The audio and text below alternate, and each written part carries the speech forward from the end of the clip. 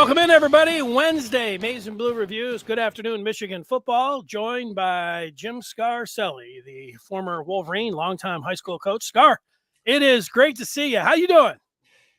Hey, life is good. Beautiful Michigan day out there. Got done cutting grass, working on that three-pointer, Denny. I'm ready for you, man.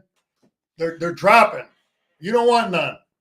I do want some. And, you and Jim Harbaugh cut from the same cloth, out there mowing the lawn. I used to play. We all used to play basketball, and we did a lot of stuff back in the day. He was a good basketball player. Jim was an athlete, man.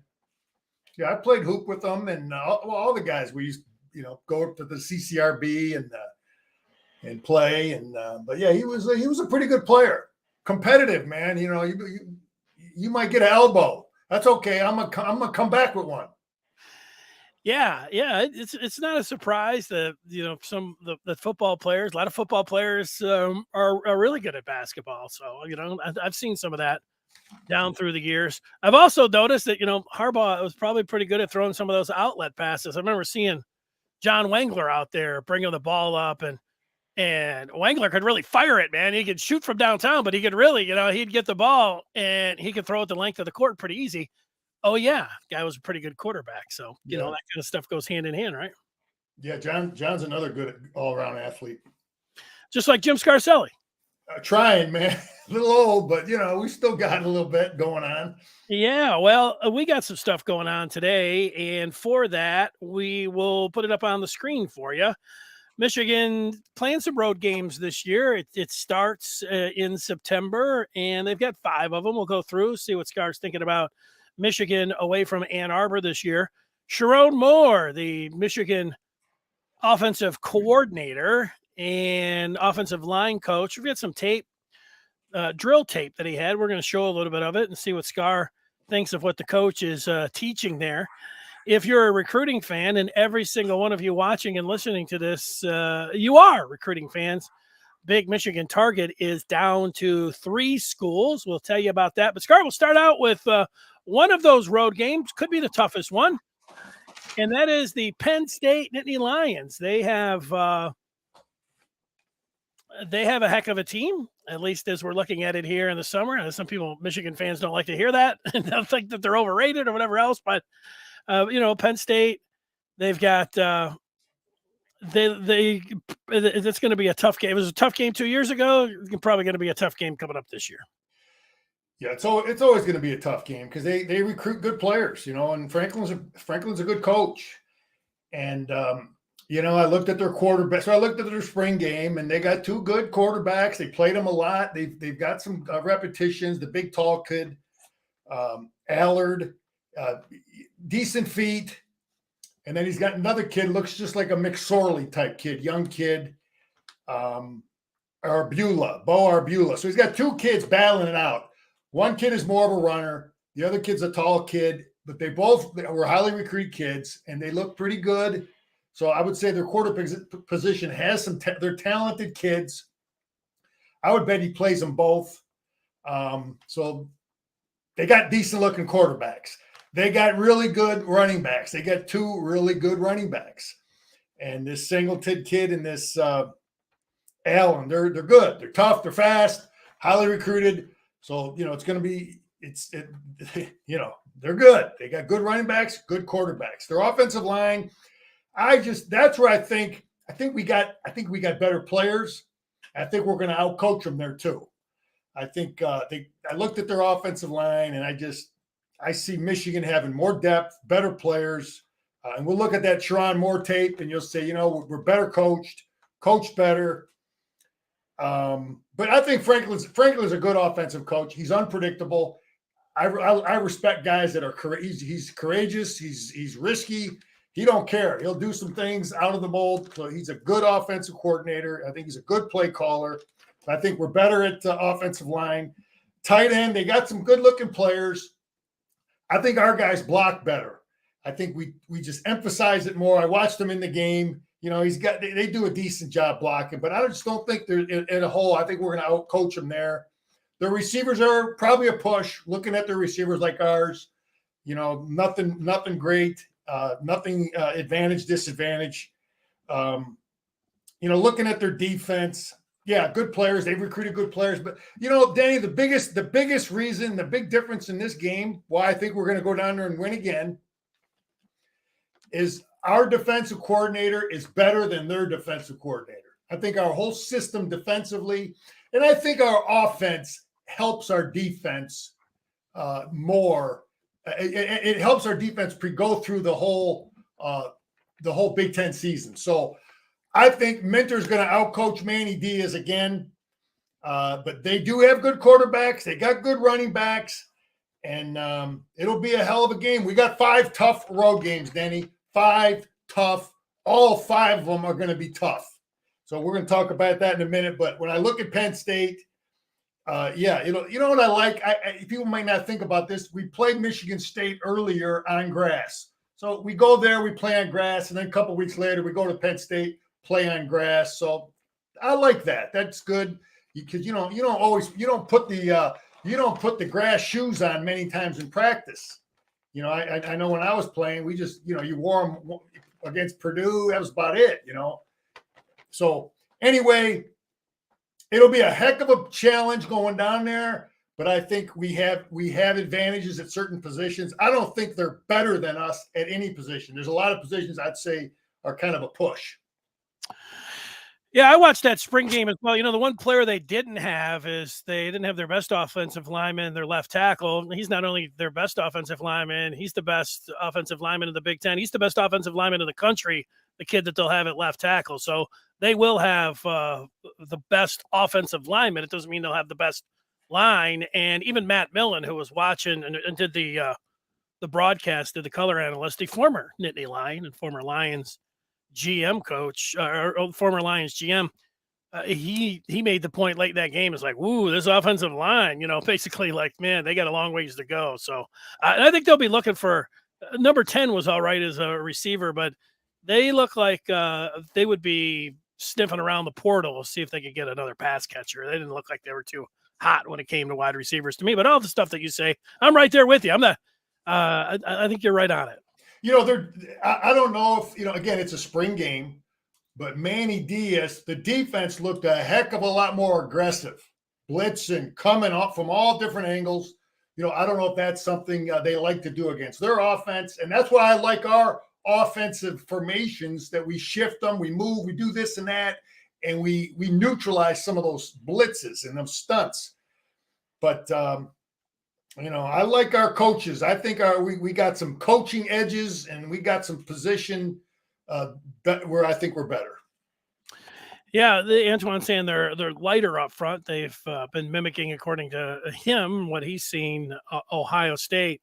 I believe this is true. What Scott is saying, Michigan, Ohio State, and Penn State are all top 10 caliber teams. All 3 of them might be in the top 5 when it comes to the preseason polls, for whatever those are worth for you, Scar. That's good. It's good for the Big Ten, and it's great. And they are. All of them have recruited real good players, got good coaches, good fan base, and I hope you're right, Jason. I hope we can go down there and hang some points on them and beat them good. But it's we won down there, but they're always a battle, man. Struggle.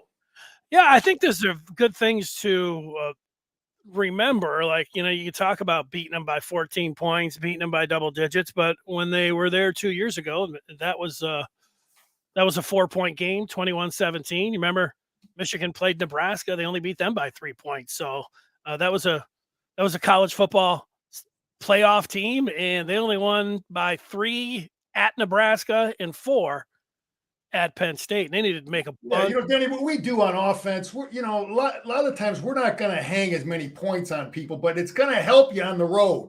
You got an offense that can control the ball a little bit, make some first downs, keep your defense off the field. You go on the road, man, you got to secure the ball and play great defense more than anything. And, we're going to do those things. We're going to play great defense all the time, and let's control the ball. But I like our chances.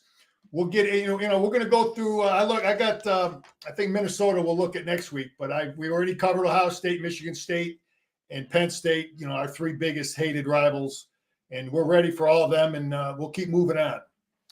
Well, if you are a Big Ten fan, as you mentioned, and you're looking at the Big Ten East to get to the Big Ten championship game and get to the college football playoff, Ohio State and Penn State being in the top 5, certainly the top 10.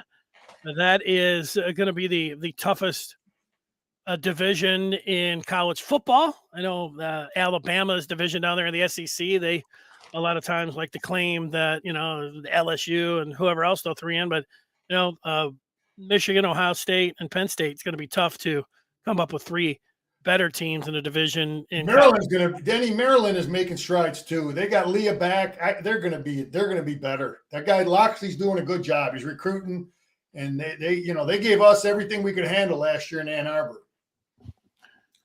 Yeah, that's a good point. I mean, that was a 1-score game. That game was tough. We couldn't stop them real good, and we had a tough time moving it. But again, that's Big Ten, man. There's no lamb chops out there.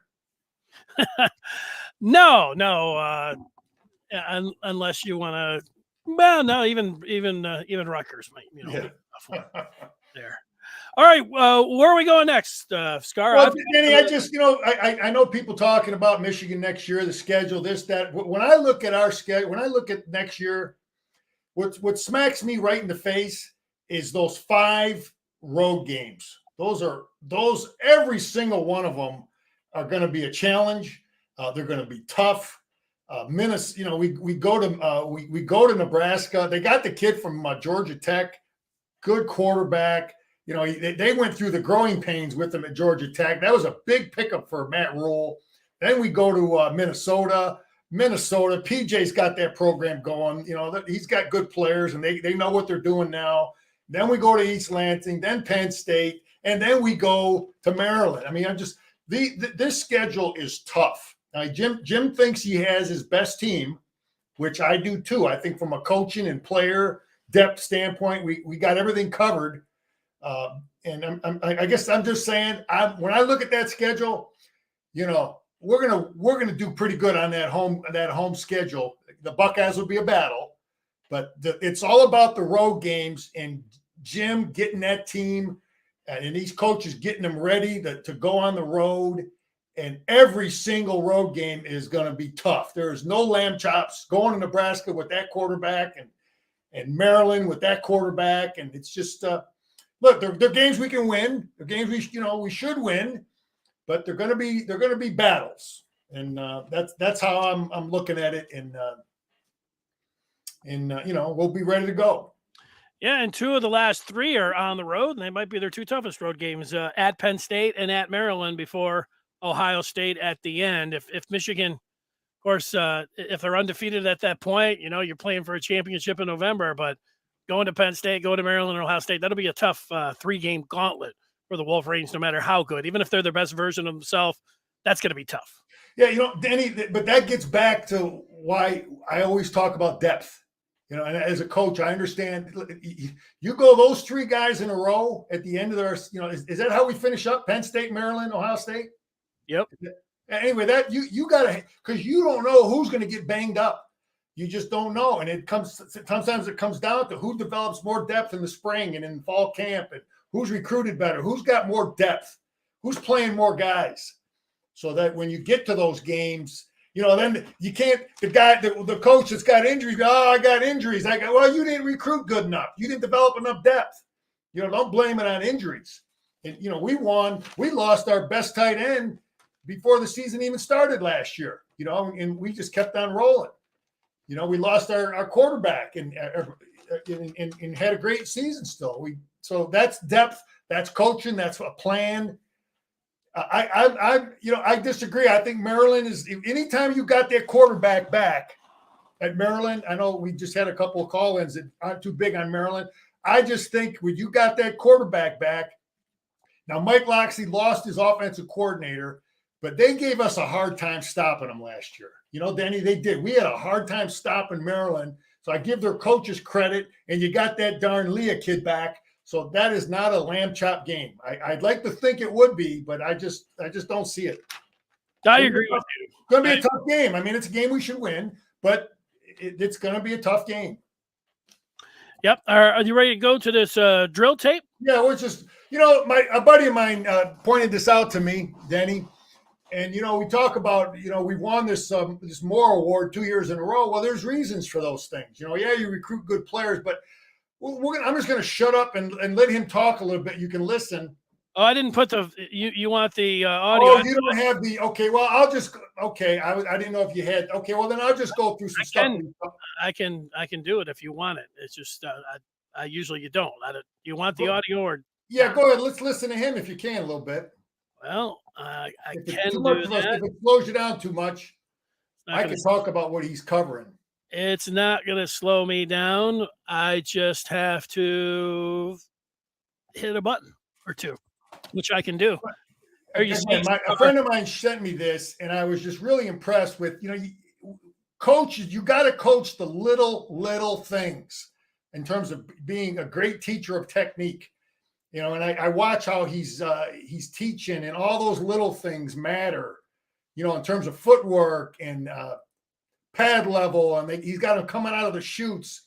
The chutes are great for all front seven players, Well, here it is. Let's see if they're talking here. I hear it through. Well, I hear them talking a little bit. Scar, why don't you go ahead and okay, anyway, just run it. Let it go. It is running. Go ahead. Tell us what we're looking at. Okay. Well, anyway, first of all, he's got him coming out of a chute, which I like. And that, especially these big guys, you got to constantly come out of chutes to emphasize pad level. Then he's got you see the black pad, Denny, in front. Can you see my mouse here? No. Can you see my mouse? No. Okay. Anyway, he's got them coming off. There's a black pad that's between them, between their legs, and you want to have a good base. But he also has what he calls handcuffs. You see the things that are tied around the wrists of the offensive lineman. Yeah, what's up there? That is to keep the hands in. So that's all new. That's all new stuff. I never seen that before. But you want to keep your hands inside, and he's talking about keeping the hands inside, keeping a low base and short, choppy steps. And that's what he's talking about here. And he's going over it step by step. But they call them handcuffs. The things that those guys are wearing on their wrists are again designed to keep the hands in. So they're engaging and punching into the man's chest plate. So, but again, they're coming out of the chute. So they're working on pad level. They're working on feet. They're working on steps. He's talking to him about steps. And but again, all those little things with technique matter, and then you do it slowly in practice. You drill it, you do it slow over and over and over again. And then it just becomes muscle memory. Denny? Is it just okay? Here we go. We've got some other players in there, but he's teaching about one step at a time. He's talking footwork to him, and you can really see how he emphasizes that first step and pad level. I had chutes. I did chutes as a coach. I did it as a player, and it works. You don't get down, you're going to bang your head on the darn chute. So, Denny, that's probably good enough. I just wanted people to see it. And I should have communicated with you better to have his audio instead of mine, which would have been a lot better. But maybe we'll try again another time. But I was impressed with him teaching, and I see him coaching all the little things, man, all the little things. And then when you watch him play, you understand that it all comes together. You coach the little things incrementally. One step at a time, and then full. When you blow the whistle, full go. They're doing it without even thinking about it. All right. Well, just gonna pop it back up there one more time because I think I tried it a different way. So I have to work on that one with the audio, so it wasn't coming through. All right. Well, okay, you had a couple other things that you wanted to talk about in college football. I had a few things myself. What was on your mind there? I see how Northwestern is bringing some kids in, but every guy that they signed, Denny, they were the ones I saw were graduate transfers. So I'm wondering if Northwestern is at a serious disadvantage academically trying to bring. We've always talked about Michigan being at a disadvantage compared to Ohio State. Ohio State can bring guys in with a pulse. You know, we got some standards. And I'm thinking Northwestern might even be more. It might even be more difficult for him to bring guys in because all I was seeing was graduate transfers. So I just wanted to point that out. That old Fitzgerald is a good coach, and maybe the academics are really hurting him.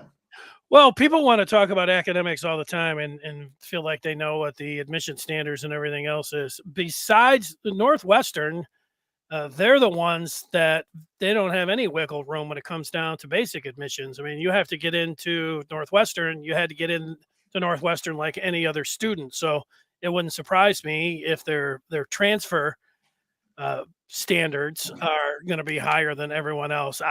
I think everybody besides Northwestern pretty much has the same standards to get in. Like if you can get in at Ohio State or Wisconsin, you can get in at Michigan, but it's different when it comes to transfers where, Michigan has, they do have a higher standard. That's the way I understand it. Yeah, just wanted to point that out because I saw that Northwestern was bringing guys in, and he's a good coach and has done well over there. The last 2 years, he's struggling, and I wonder if he's starting to get some heat. I don't know. Another point of emphasis, something I'm seeing out here. I'm going to tell you a team, Denny, that I'm going to look at their win total when it comes out that I think is going to be a good football team because he's bringing a lot of good players in. Is Biff Poggi over at Charlotte. He is bringing in some transfers that are some real good football players. He's got a good-looking, talented roster of guys that Biff Poggi, the former Michigan, whatever the heck title he had, Jim's assistant, he's bringing guys in. That's an early tip from Scar. Check the win total for Charlotte. I think they're going to win some games because he's bringing in a lot of talented players. He's got a good coaching staff. Just something to think about. All right. When those win totals come out, we'll take a look at Charlotte and see where they're at. I like that. Yeah, I took a look real quick at Alabama's spring game. God, he just reloads with just huge offensive, defensive linemen. I just wanted to, I took a look, and yeah, there's no drop in talent there at all. Looking at Alabama's spring game, he's got a couple new quarterbacks. They're going to be a drop off at the quarterback position, but hopefully we'll see them in some type of college playoff something. But I took a look at them. They're good. Talent is right there. Yeah, that's not a surprise to me. The one thing about Pat Fitzgerald getting heat, Pat Fitzgerald, because of their academic standards, I can't believe that there'd be any Northwestern alums that would be like, yeah, I mean, like Pat Fitzgerald is a great coach. I mean, he's handcuffed a little bit, so I think he can coach there for as long as he wants. I think at some point, like if they were really going bad, maybe he would step aside, but I don't think it would be his doing, and it wouldn't be anybody else. I mean, how can Northwestern really, put his feet to the fire when, he can't go out there and recruit. My thoughts. Yeah, I don't know. They got to get they've got to get an NIL. I don't know what he's facing. In terms, the recruiting didn't look like it's been very good, but yeah, he's a guy that's won, and done a great job, and he's just facing some difficult things. I just want to talk about this, Denny, because again, it gets back to me as a player. I mean, here we are, May. And what are players doing now in May? Well, this for me, it was Mike Gillison time. It's Ben Herbert time now. And, there's just a great emphasis on weight room. And the team they are allowed, I think they're allowed 10, Denny, unsupervised 7-on-7 type stuff. Coaches they're not supposed to be there, but they can give them like a script. I think it's 10. And they do like 7-on-7 type stuff. So I think they may have finished that up. But anyway, there's a lot of weight room going on now. Running the team, it's a time to build team. I just remembered back. There's times you don't feel like going. You're just maybe a little sluggish. You work this, that, or whatever, and then you got to go train. But Gittleson and his crew, and I think Herbert. I met Herbert's guys, some bunch of them. They got that esprit de corps, Danny. You know what esprit de corps means? You might be dragging a little bit, but you get around your buddies and you get around some fired up strength coaches, and next thing you know, you went from feeling sorry for yourself, and now you're ready to go. So I think that's one of the great things about that strength coach, and that makes a difference in this time of year. Yeah, and I got to wonder if that esprit de corps is not helped out by name, image, and likeness, where maybe in the past it'd be some players like, hey, I got to go out and cut some grass or something to make some money so I can have some pocket change, where now these guys, are driving around in Escalades and, they need some money. They just say, hey, I got it right here. They'll pull out a big rubber band. I don't know if that's a no, you make a great point, because that's what in my era, you're doing one. You're going to school, you're getting your credits caught up, whatever, or you're working and you're staying in Ann Arbor. Yeah. And it was pretty much an unwritten rule. If you're too deep, if you're in part of the too deep, you better be up there. Maybe not after your freshman year, but the majority of guys were up there. And you getting your lifting, getting your running, and getting all that done. Danny, you make a great point though, man, is now you got guys that they're making so much darn money. I remember I had a job working we just called it the building. We didn't have a name. I think they call it the Schembeckler. I'm not sure what the guys call it now, but I had a job working around there with Big Johnny, painting. That's one summer, just whatever, making a couple bucks an hour. But I don't know, Scar, was it before your time? I used to hear players talk about, I don't know, sleeping upstairs at the golf course or something, and working there. Yeah, I'm not going to mention any names. Oh, okay. You didn't know anything. That's something you didn't want to get to. Okay. But there's guys that, there's some of those jobs that may have, maybe there wasn't great supervision at times, put it that way. Okay. You might have had a little time to catch some shut eye, but anyway, yeah, you make a good point that there isn't that need for some of these guys to go out and take some of those jobs. They might just say, I'm making enough money with my NIL, I'll just take a couple classes or whatever. Well, now, even if you're not thinking about, I could be wrong about guys walking around with big, stacks of cash. Maybe, some of the top players for sure. We know that, but it could be one of those situations. I mean, you hear like somebody that, is fighting to get into too deep. He's like, man, I got to go out and get a summer job. And it might be like, hey, what do you need? And they could, now they can help you out. You don't have to worry about NCAA infractions or anything else like that of getting some money. Now you can get it. So it could be something different. It looks like Michigan, they're not paying at the front. We know that, but with football, not basketball, but with football, you're getting taken, they're staying competitive. The program's one of the top of the country. And so, the financially they're making sure that, that they're pouring money into it, however they're doing it. And I say they, it just could be outsiders, however, it ends up working. That's the way it should be. Yeah. So anyway, they've got camps coming up, a bunch of one-day camps. And I've talked about this in the past, but I really like that, we have these camps. So a kid, even a kid that isn't a big time recruit or not a recruit at all, there's something for him. And Jim really believes in getting these guys coached up. And it's only $25, a 1 day, full day, $25. The kid can come to Michigan camps. He's got a bunch of different days for him available. And I love it that Jim is doing that, and they're not gouging these kids where Michigan could really, because a lot of kids would want to come to Michigan's camp, and he's not gouging them. He's $25. Come here and get coached by these guys. And I've been to that camp, and I watch, and the Michigan coaches, they're working hard. coaching those kids. It's not like they're just giving them a BS effort. They coach them hard, and I think that all comes from Jim, and he understands the history of the Michigan camp, because his dad worked it in the early days. All right, Scar, if anybody's got any questions, Michigan football questions, line them up and we'll take them. We'll throw them to Scar. I've got a bit of recruiting news that I wanted to tell everyone about, and everyone always wants to know who's next. And if you do want to know who's next, the way to find out before everyone else is being a member of the Maize and Blue Review, which you can join up today by going to michigan.rivals.com. And, you want to know what's going on with football, basketball, name, image, and likeness, transfer portal, all of that up to the minute right now. Go to michigan.rivals.com.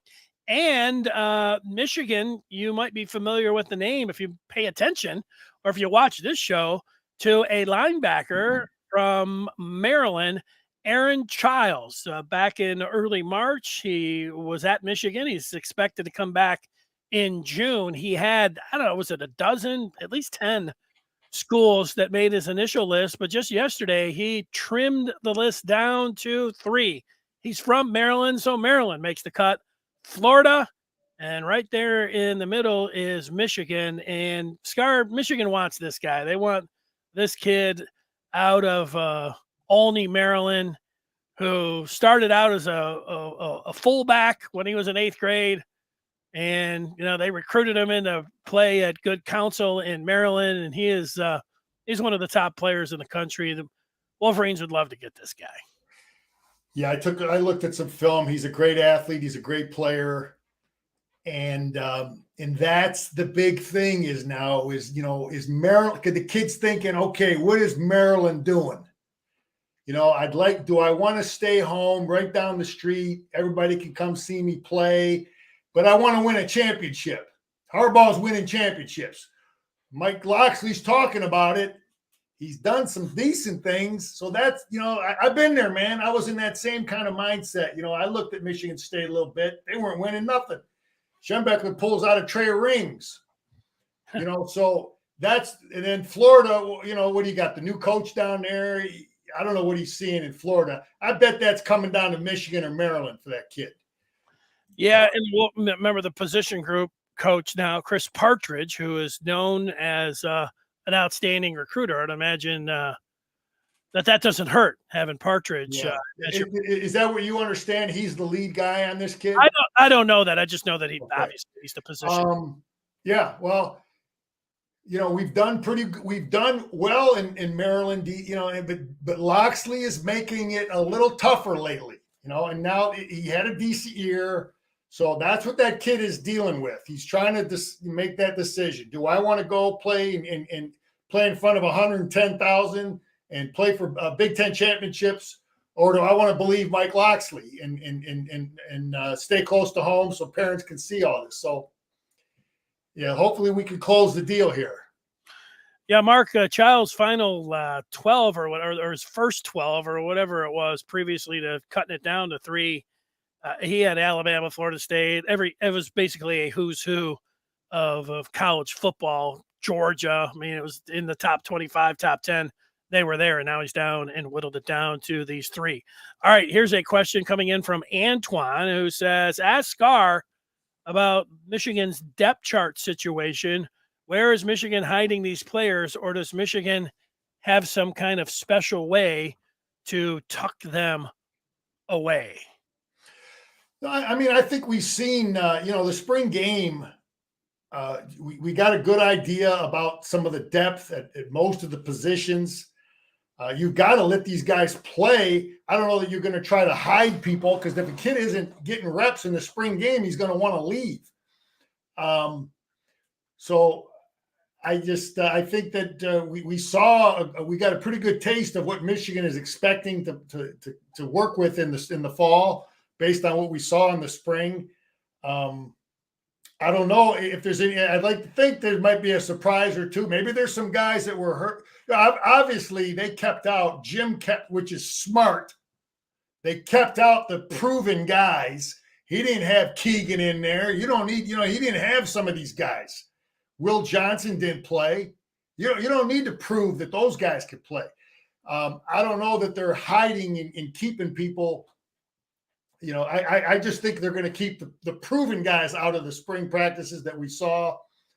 But yeah, I think, Scar, what Antoine is talking about is that if you count up the scholarships, it's more than 85. So, you're expecting more attrition and more transfers. And I think you were expecting to see more if you're somebody that was tracking the 85. So it's coming down to two things. And one is that you had the pandemic year where you had this bonus season. So you can go above that. And I know people are like, well, that was supposed to end last year, but yet some of these guys, they were there and had that bonus year. So it could apply to them. And the other thing could be how name, image, and likeness is working. We don't know exactly, like Michigan doesn't have to come out. And I don't know, I know a lot of the guys like, okay, he's got an NLI deal. He's got an NLI deal. Maybe there's NLI deals where Michigan is going over the 85 scholarship. Now there's one of two ways. Like you're talking about being mysterious or anything else. If there's a loophole and a way to take advantage to get more players on the roster, it is a possibility that, that Michigan's doing it with their NIL, or they're doing it with the pandemic bonus. Yeah, you're absolutely right, Denny. I believe that that is happening in all over college football, and the idea of a true walk-on is a thing of the past. There is no kid on Michigan's roster who isn't getting something from NIL. I believe that. That's what I've been told. Everybody's getting something. It's just a matter of how much. So you got guys that are they might be termed a walk-on, but they're NIL'd up a little bit. All right, couple more here for Scar. This one from Cody. Does wide receiver development concern you? Let's stop right there and ask. Does wide receiver development concern you, Scar? Well, we got Bellamy coaching him now, right, Denny? Correct. Yeah, I mean, he's a real good coach. He played there. He's a highly successful. I've watched him coach. He knows what he's doing, and I think we've recruited some. We saw Kojo do some good things against Ohio State. I think he's a real good player. Roman Wilson's a good player. Look, what we do offensively, does it hurt us recruiting the same kids Ohio State is recruiting? Is Ohio State going to be able to recruit, 4 and 5 star receivers year in, year out, maybe a little better than Michigan? There's a possibility of that because of our system, because of our scheme. Okay. We should be able to recruit tight ends better. We might be able to recruit offensive linemen because we do all kinds of things. But as far as the question here is development, I think we're coached up good. I think it's just what we do. We don't throw it as much. And I guess we just don't throw it as much as other people. And our scheme is what it is. We want guys that can block and that can be satisfied, bubble screen and maybe be satisfied with less receptions. But, I guess, Denny, I'm okay with what we do from a receiver standpoint. I am, because it's what we are. Well, if you're going to, you do it. There's nothing wrong with comparing Michigan to Ohio State. Ohio State over the last 2 or 3 years, their receiving room is better than the majority of the NFL receiving rooms. I mean, Olave and Wilson, and now they got Harrison and Ibukwe, and behind them they've got a next wave of guys that are all going to be first round. The NFL wide receiving course, they don't have that. I had to remind people. Scar said it. Like it'd be great to have 5-6 guys and some 5 stars there, but Kojo really doesn't have to take a back seat if he can play like he did. I don't know if he plays like he did against Ohio State. He doesn't have to take a back seat to anybody. But that's right. That's my point. He made them look like idiots. Right. Throw a little hit pass to him, and he goes the distance. Roman Wilson's the fastest wide receiver in the country. Yeah. And, his last game, he was scoring could have scored left and right, should have scored another one against TCU. He's an outstanding wide receiver. So you've got those two guys, and I would remind people that Loveland, you put him into the mix. I don't know how many wide receivers you want. Is there maybe a depth if you're talking about, that's what he's talking about, down the line, if there was a guy or two that got hurt, but they brought in 3 players. Their highest rated recruit from last year was Carmelo English. So I don't know, the guys that were in the spring game, Frederick Moore from St. Louis and Samaj Morgan, both of those guys, it doesn't look like they're going to need a year in the weight room or anything. Those guys look like they're ready to go if they need depth. And Clemens from last year and Morris, those are, I would assume that one of those guys would get in there and be a pretty productive player. I think people are, there's a point to it, but I don't think Michigan has to worry about the wide receiver room this year. I think that Michigan fans I don't even say they're complaining about it. They don't really have anything to talk about it and at least look to say, hey, we would like this a little bit better. But I think there's a false narrative, and I don't know who gins it up. Maybe it's our competition or something, that's always on it, but Michigan's fine. Yeah, Danny, listen, man, if when I'm looking at Michigan's offense, I don't just look at a certain position group. I would say to myself, who would I rather defend? Michigan, Purdue, Maryland, Penn State, Wisconsin, Minnesota, Ohio, obviously Ohio State. But who would I rather defend, and who would I not want to defend? Ask the coaches in the Big Ten that question. Who do I not want to defend? And I would say Michigan would be right there at the top with Ohio State, because Michigan, we do a lot of things. We don't just throw to receivers. We run reverses with our receivers. We run bubble screens with our receivers. We block. We got tight ends in the game. We got a bunch of different stuff that gives defenses headaches. Ask Manny Diaz last year. The guy was confused. He was lost. We had him going all over the place. He didn't know what he was doing. And that was scheme, and that was what we do. So it isn't just about, it's like the whole deal. Don't evaluate an offense just by a certain position group. Say, okay, well, who the hell do I not want to defend? And I don't want to defend Michigan, would be my answer. Well, I like that part. I do think people look a lot at recruiting rankings, and, for the wide receivers, Michigan, obviously they don't compare to Ohio State. Nobody does, but just even overall. And then you look at the back end in players drafted. Michigan did have Ronnie Bell in the 7th round. They did have Nico Collins, 3 years ago, but they don't get many wide receivers that have been drafted in the first 3 rounds. I mean, Donovan Peoples-Jones was like a 6th rounder. I mean, you got to really, just in the Harbaugh era, they don't have these outstanding NFL wide receivers. So you can look at it like that. And you could look at the whole position groups from the quarterback to the wide receivers and the running backs. I know Haskins got picked, but before that, when's the last time that Michigan had a running back? I mean, they're void really with skill position players getting taken, early in the draft. So you could say something about that. However, if there was no NLI, Blake Corum would have been picked pretty high in the draft.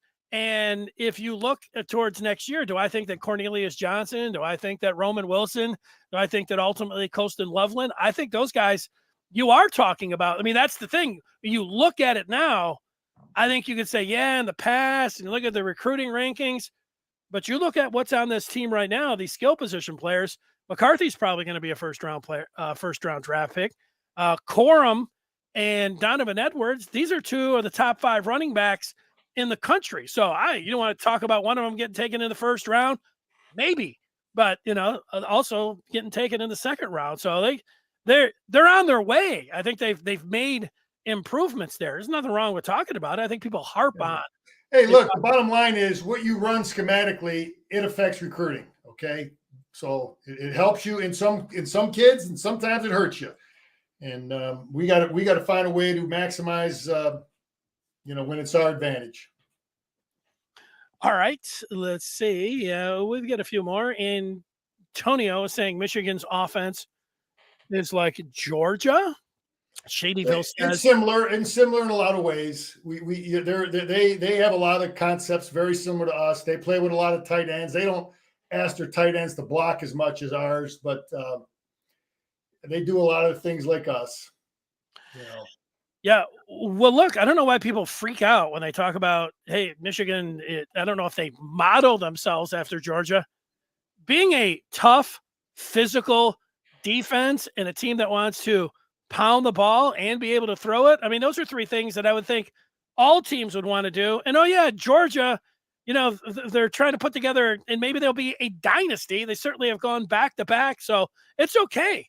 Like, it's not like you're saying, Michigan is reminiscent of Oregon State or something. You're talking about them, about the team that's been the best in college football over the last 2 years. It's another narrative that freaks people out, or, they're listening to somebody that is just looking to, get you riled up about something because, you have to have something to rile you up about.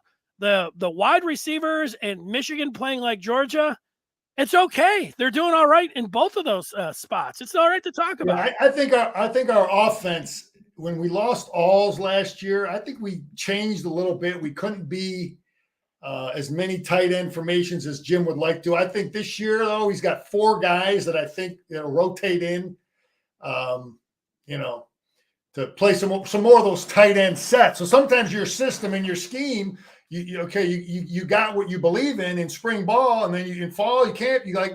But then now you got injuries, and you got to change some things.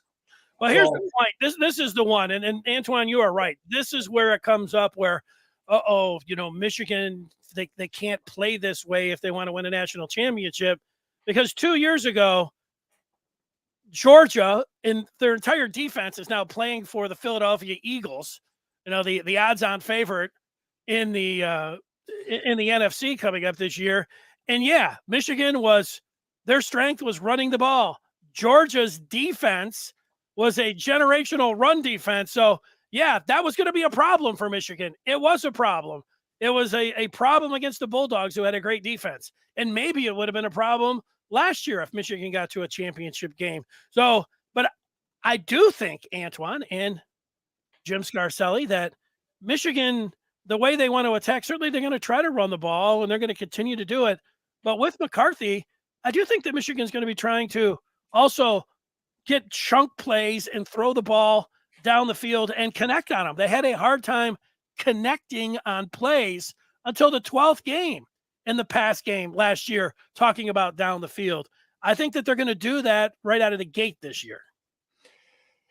Yeah, hopefully we'll get the receivers and get that going. And listen, we have a foundation of what we are. We want to be able to run certain formations and run that. And Georgia took our best stuff away. It's what you do as a defensive coach. You're always going to look at the opponent and say, what's their best stuff, and try to take it away. And Georgia had players and coaches, and we couldn't do anything against them. But that's why the way you beat Georgia is you got to recruit like them.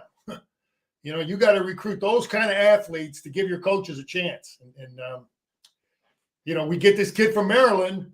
Yeah, you're right, Antoine. It was a problem again. Illinois was, my brother played at Illinois, and I was just talking to him about Illinois. I'm like, that Bielema was some kind of great coach. Well, guess what? Illinois had 3 kids from that secondary drafted, Denny. And that D lineman is going to be one of the best D linemen coming back in the Big Ten. He's supposed to be a first-round draft pick. But they had players, man.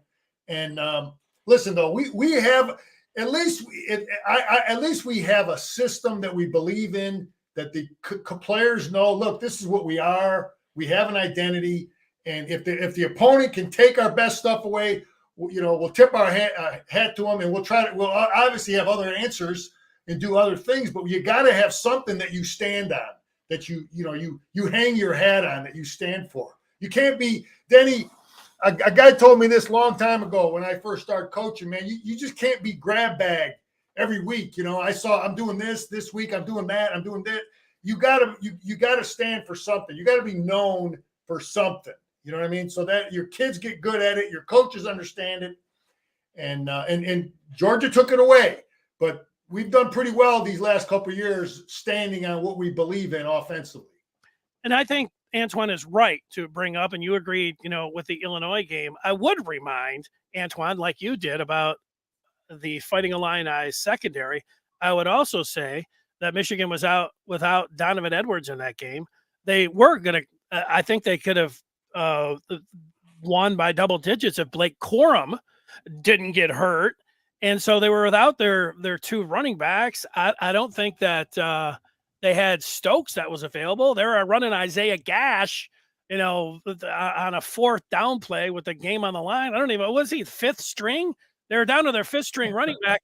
I would also say that J.J. McCarthy threw a perfect pass to Andrell Anthony at the 1 yard line. That would have been a touchdown between two guys, put it right.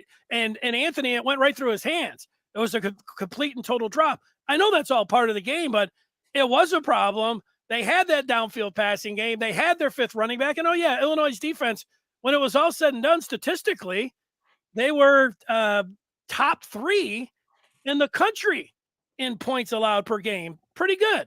That gets back to the point I was making earlier, though. We won that game because we developed depth.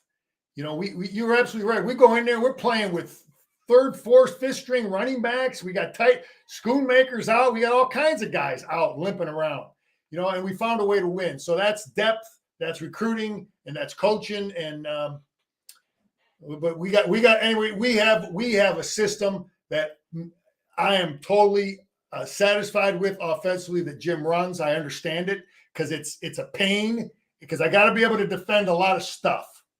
And it gives our offensive coaches the opportunity to say, okay, Nebraska can't stop this part of our offense. So we're going to make them pay because they don't have the personnel, whatever it is. We're going to run power against them. We're going to run zone. We can run bubbles, or they're going to overplay the run because they don't have the talent. They don't have the players to play it honestly. So now we're going to throw a little more. We got the ability to do these things. So we give them problems. We give the defensive coach problems because we are multi-talented. Yeah, and you can add on, this will be my last thing I'll say about it. I talk about it almost every day. It's been good enough the last 2 years to get Michigan, to pulverize Penn State, win the Big Ten, and get to the college football playoff. So if they want to run this system back, I'm all right with it. And, by the way, McCarthy is in his second full year. When you think where he can get better, it is in the downfield passing game where he took big strides late in the season. I think they will be better in the passing game. So that's it. They can run. It's their identity. They've got two of the best backs in the country. The offensive line looks like it could go for a three-peat with the Joe Moore Award if the Big Uglies actually end up being what they think they are. I think they're in a pretty good spot where they are, and they want to, get to, playing Georgia where they think they got to throw it a little bit more. If they see them in the championship game, I'm ready for it. Hey, I ain't worried about them yet. We got five tough road games. I talked about it. 5 tough ones. Every single one of them games will be hostile environments, tough, sold out crowds, loud, nasty, hating Michigan, and we'll go in there and they will be tough games to win. All right, Scar, is there anything else? You went through the camps, the clinic. Is there anything else that you wanted to mention? No, Danny, we're just guys are doing their thing, and we're building that team in the weight room, and it'll be here before you know it. Remember Charlotte. Look at those win totals. Biff is bringing players in. I am going to remember that. I wanted to ask you, in college football, was it last year? I think it was last year that Notre Dame went over to Ireland to play a game, and college football wants to do more of that. They want to take teams internationally. They want to go to Mexico. They want to go to Europe. We know that the NFL is doing that. The idea when I first think of it is that, college football is best on home campuses, not on neutral sites, not at Jerry's World, not at Ford Field. It is at the Big House in Ann Arbor. It's down at the Horseshoe. So, however, what about the Notre Dame fans were really happy and excited to go on over to the United Kingdom and go to Ireland and kiss the Blarney Stone and Okay, but Denny, you're talking to a guy who, number one, I've covered this. I am always going to be focused on what's best for the player. Always. Okay, so game one, before I want to know, is it going to be during school? Okay, game one, I think Northwestern went out there and played. Was it Northwestern? Northwestern played Nebraska or something. Northwestern Nebraska. Okay. I forgot who Notre Dame played. I'm all for that kind of stuff. If the players have a couple days, 2, 3, 4 days to go there and see something. I don't want them flying to England or Belgium on an 8-hour flight, spending a night in a hotel, playing a game, and getting back on a plane. That's nothing for the players. That might be good for the fans to go there because they can spend 4 or 5 days there. But I want the players to experience something, to be able to see something, to go on some kind of tour. So obviously you can't do that during school. So game one is when you want to, you know what Denny would be that I would sign on for, that I think would be a good idea, is do it for bowl games. Have a bowl game you want to play over there in these other countries in Mexico. Then you make it a week long. Your kid can see some things, you go have an experience like that, and he's not missing school. So if you do it during the season, what can the kid see? He's not going to see nothing but the airport and the hotel. But game one, you can show them some sights. You can see some things, spend a couple days there before school starts. Excellent point. It'd probably have to be week 0, so you even have a little bit more time. But if you're not in the 12-team playoff, instead of the weed eater, mobile bowl, you could go over and play in the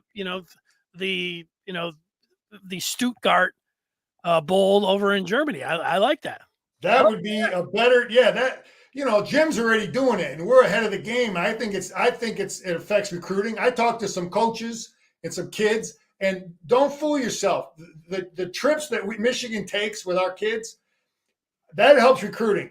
Parents see that. They know that Coach Harbaugh is about, the student athlete, the all around rounding out, teaching a guy. We ain't just teaching him football. We wanted this guy to see the world and develop him. But yeah, I like.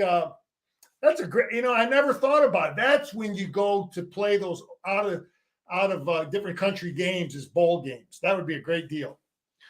Scar. The last thing is that I don't have quite the enthusiasm of Harbaugh and mowing my grass. I mean, I like it when it's done, but I've always respected the people that can go out there and they make like the cross patterns and things like that. You go out there and you're looking, you're like, wow, like this thing is just amazing, with all the different lines. And mine, I don't know if it's an ADD thing or something. Are you mowing like cross lines into your? No, I'm not that talented, Denny, but I did just get the electric, and it's beautiful, man. No pulling, no cords, no fighting with it no more. Just push a button, baby. Juiced up. Hey, I'm with you on that. People like the people that haven't tried that, they're like, no, it's got to be gas. Man, I had one of those electric ones as well. You walk behind it. Yeah, great. You get an extra battery, so when that one runs out, you can. Right. You're ready to go. You just push another button, man. You ain't pulling no cords, not fighting, not screaming at it, and we're saving the environment. I'm with you on that, man. Those I am totally with you on those lawnmowers. You're awesome. Great job, Scar. All right, Denny, it's all good, baby. We keep rolling. Michigan, go blue.